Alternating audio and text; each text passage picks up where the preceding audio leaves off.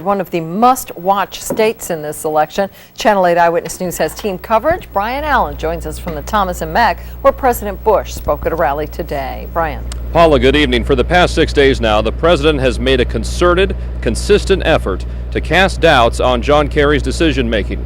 It can be broken down into a three-step process. The president utilized it during last Friday's presidential debate, during last night's presidential debate, and today here at the Thomas and Mack.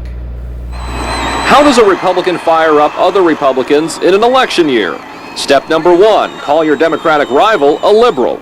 On issue after issue, from Medicare without choices to schools with less accountability to higher taxes, he takes the side of more centralized control and more bureaucracy.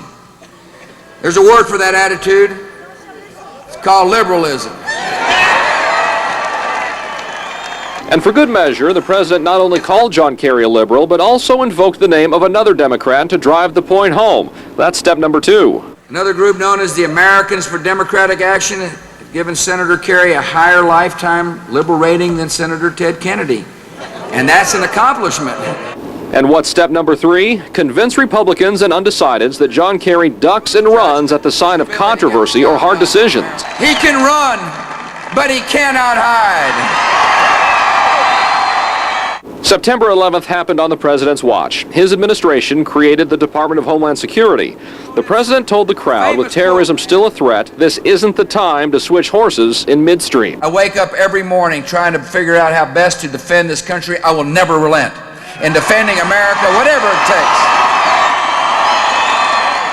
Now, during today's speech here at the Thomas and Mack, the president also attacked a pledge John Kerry made last week that if he were elected president, he would not increase taxes on the middle class. But the president points out that all of John Kerry's spending plans would total $2.2 trillion. And the president rhetorically asked the crowd, where's all that money going to come from?